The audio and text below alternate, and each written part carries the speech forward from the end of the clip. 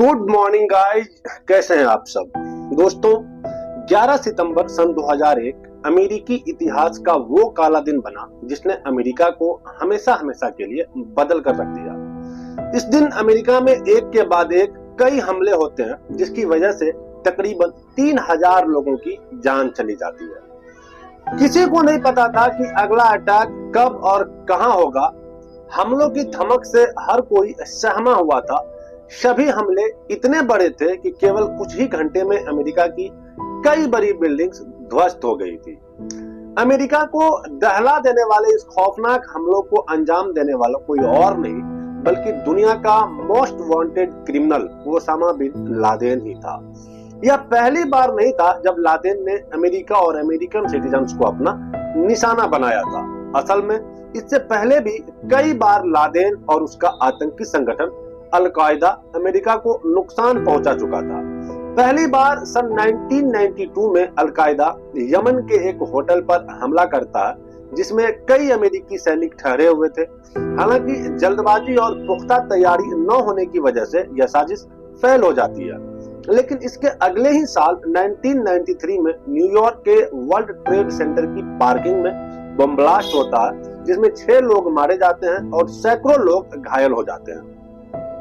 हमले का mastermind al Qaeda से जुड़ा हुआ था। इसके बाद सन 1998 में यूएस के एम्बेसीज को टारगेट करता है जिसके लिए वह केनिया और तंजानिया में यूएस के एम्बेसीज को बम ब्लास्ट के जरिए निशाना बनाता है, जिसके चलते 2000 से ज्यादा लोगों की जान चली जाती है। ओसामा बिन लादेन के मन में अमेरिका के लिए इस कदर नफरत भरी थी कि अभी तक यह हमले उसकी नजर में कुछ भी नहीं था। इसीलिए वो 11 सितंबर सन 2001 को अमेरिका में सबसे बड़े आतंकी हमले को अंजाम देता है और इस हमले में 4 एरोप्लेन्स को हाईजैक किया जाता है, जिसमें से 2 को वर्ल्ड ट्रेड सेंटर और 1 को पेंटागन से टकरा दिया जाता है, जिसके चलते हजारों लोग अपनी जान खो देते हैं। हालांकि इस दौरान 4th प्लेन पैसेंजर्स की बहादुरी के चलते जो पेंसिल्वेनिया के मैदान में ही क्रैश कर जाता है। ऐसा माना जाता है कि हमलावर इस प्लेन से यूएस कैपिटल को तबाह करना चाहते थे।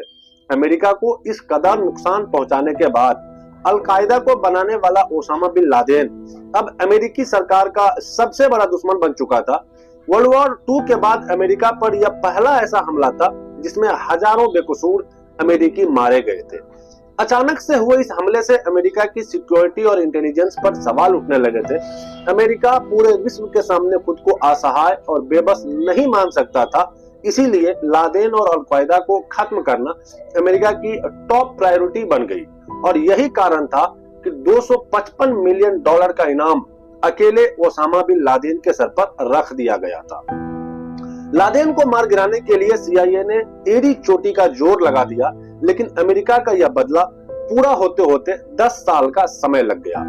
अमेरिका को झकझोर देने वाली इस घटना के बीच कई साल पहले ही कोल्ड वॉर के दौरान बोए जा चुके थे, जिसकी शुरुआत सन 1979 में अफगानिस्तान से हुई थी, जहां अमेरिका ने USSR को अफगानिस्तान से हटाने के लिए मुजाहिदीन फाइटर्स को सपोर्ट करना शुरू कर दिया था और एक ऐसे इंसान को जन्म दे दिया जो अमेरिका के लिए ही सबसे बड़ा सिरदर्द बनने वाला था। यह शख्स कोई और नहीं बल्कि अमेरिका का सबसे बड़ा दुश्मन ओसामा बिन लादेन ही था। ओसामा बिन लादेन सऊदी अरब के एक अमीर परिवार से था। उनकी पढ़ाई लिखाई भी काफी अच्छे ढंग से हुई थी। एक बड़े बिजनेस परिवार से आने के बावजूद लादेन हमेशा से ही कंजर्वेटिव थॉट्स की एडवोकेसी करता था। जैसे जैसे वो बड़ा होता गया, उसके प्रो इस्लामिक थॉट्स ने उसे बहुत ही ज्यादा रेडिकल बना दिया था। लादेन इस्लामिक टीचिंग्स को सबसे बेहतर समझता था। उसे लगता था कि इस्लाम ही एक ऐसा धर्म चाहिए और शरिया कानून की व्यवस्था से ही सोसाइटी चलनी चाहिए।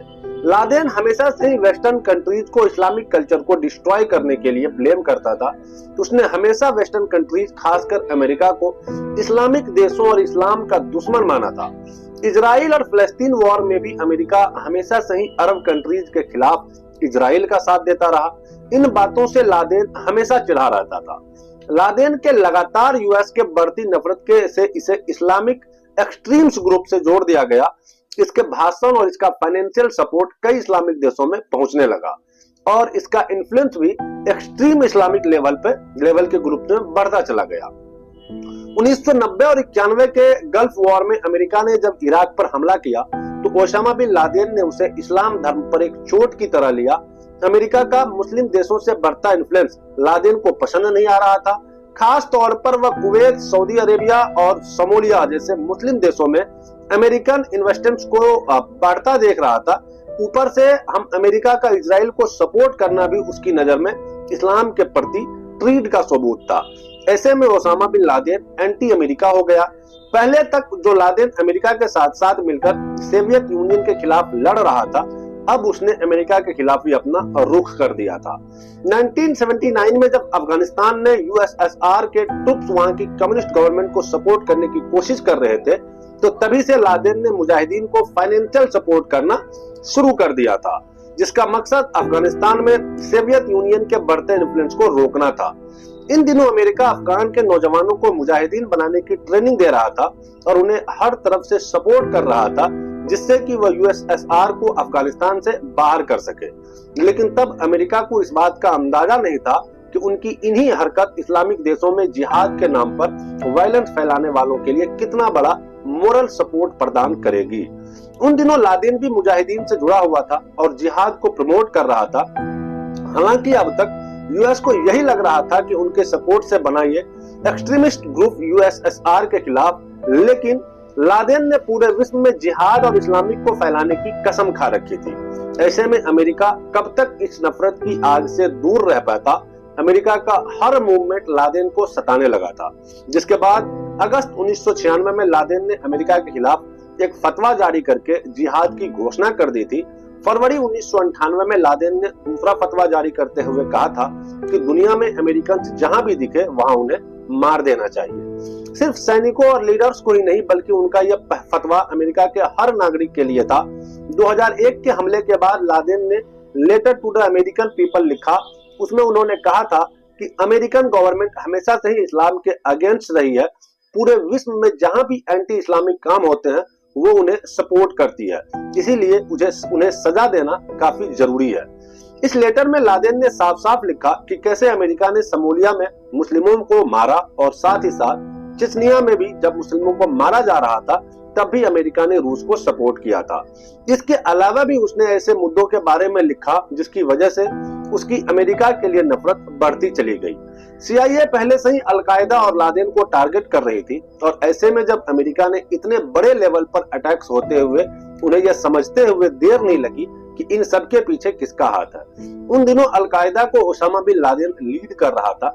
अमेरिकन इंटेलिजेंस एजेंसी CIA यह बात अच्छी तरह से जानती थी कि उनके रिश्ते सऊदी के साथ साथ चाहे कितने भी अच्छे रहे हो, लेकिन जिस तरीके से अरब इजरायली युद्ध में अमेरिका ने हमेशा से इजराइल को सपोर्ट किया था, उनकी वजह से लादेन ने अमेरिका को सबसे बड़ा डेविल और इस्लाम का दुश्मन मान रखा था।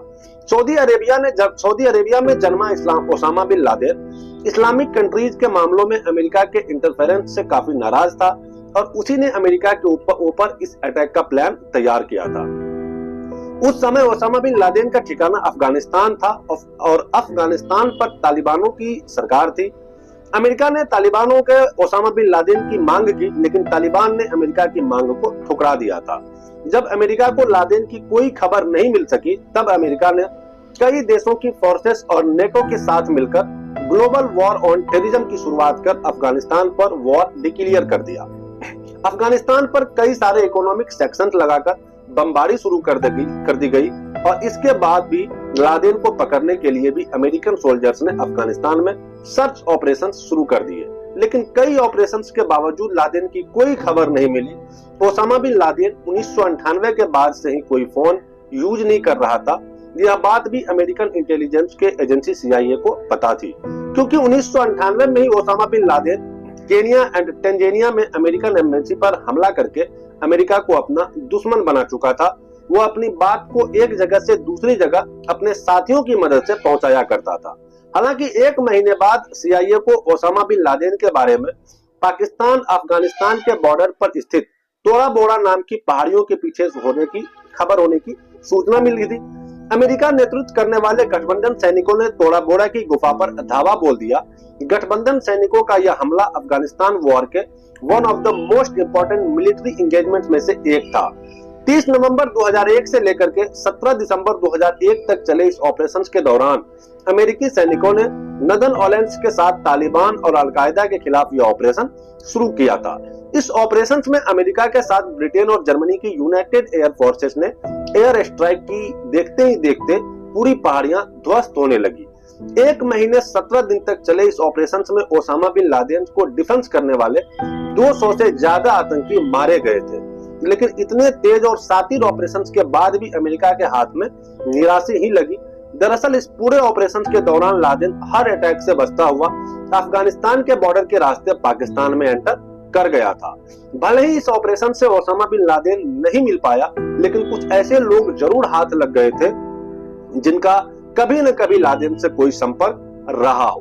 दोस्तों, इसके आगे की कहानी में हम आपको बताएंगे कि कैसे अमेरिका ने ओसामा बिन लादेन की खबर निकाली और कैसे अमेरिका ने सिर्फ 12 घंटे के ऑपरेशन में अमेरिका से पाकिस्तान आकर के ओसामा बिन लादेन को मौत के घाट उतार दिया और उसके बाद उसकी बॉडी को उठा करके भी पाकिस्तान से अमेरिका लेकर के चला गया, बिना पाकिस्तान के फोर्सेस को, बिना वहां के इंटेलिजेंसी को खबर दिए हुए। कितनी बड़ी ऑपरेशन थी और ये किस तरह से इसको अंजाम दिया गया, इसकी कहानी हम आपको अगले एपिसोड में सुनाएंगे। तब तक के लिए आपको अगर हमारी मेहनत पसंद आई हो तो हमारे वीडियो को लाइक और अपने दोस्तों के साथ शेयर भी जरूर कीजिएगा।